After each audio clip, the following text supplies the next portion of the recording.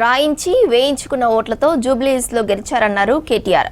కాంగ్రెస్ ఎలా గెలిచిందో సీఎం రేవంత్ అంతరాత్మకు తెలుసని చెప్పారు. కర్ణాటక నుంచి మనుషులను తీసుకువచ్చి దొంగ ఓట్లు వేయించారని ఆరోపించారు. తమను ఇబ్బంది పెట్టిన ఎవరిని వదిలిపెట్టేది లేదని హెచ్చరించారు మాజీ మంత్రి హరీష్ రావు.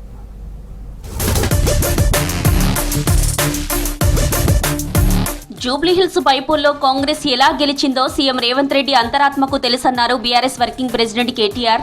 కాంగ్రెస్ బీజేపీ ఎన్నికల్లో అక్రమాలకు పాల్పడ్డాయని ఆరోపించారు కేటీఆర్. కర్ణాటక నుంచి మనుషులను తీసుకొచ్చి దొంగ ఓట్లు వేయించారని విమర్శించారు. షేక్పేట ఎర్రగడ్డలో రిగ్గింగ్ చేశారన్నారు.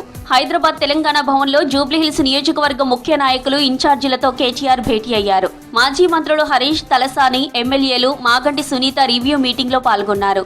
వచ్చే స్థానిక ఎన్నికలే లక్ష్యంగా పనిచేయాలని కార్యకర్తలకు పిలుపునిచ్చారు ముఖ్య నేతలు. ఎవరికి ఎలాంటి ఇబ్బంది ఉన్నా అండగా ఉంటామని చెప్పారు కేటీఆర్. డిసెంబర్లోగా సర్పంచ్, జిల్లా పరిషత్ ఎన్నికలు పూర్తయ్యే అవకాశం ఉందని, స్థానిక ఎన్నికలు పూర్తి కాగానే బీఆర్ఎస్ సభ్యత్వ నమోదు చేపడతామన్నారు నేతలు.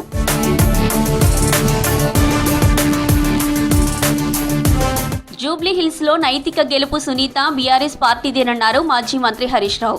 మైనారిటీల మద్దతు కోల్పోతున్నామని గుర్తించి కాంగ్రెస్ అజారుద్దీన్ కు మంత్రి పదవి ఇచ్చిందని విమర్శించారు. కాంగ్రెస్, బీజేపీ, మజ్లిస్ ఒకవైపు ఉంటే బీఆర్ఎస్ ఒంటరి పోరాటం చేసిందన్నారు హరీష్ రావు. బీఆర్ఎస్ నేతల్ని, కార్యకర్తల్ని ఇబ్బంది పెట్టినా ఎవరిని వదిలిపెట్టమని హెచ్చరించారు హరీష్ రావు.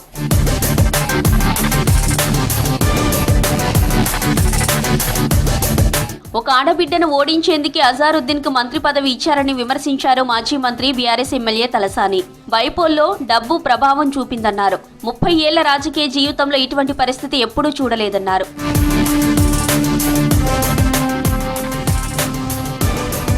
జూబ్లీహిల్స్ బైపోల్ ఓటమిలో ఉన్న నేతలు, క్యాడర్లో జోష్ నింపేందుకు పెద్ద ఎత్తున ప్రజా పోరాటాలు చేయాలని నిర్ణయించారు గులాబీ ముఖ్య లీడర్లు.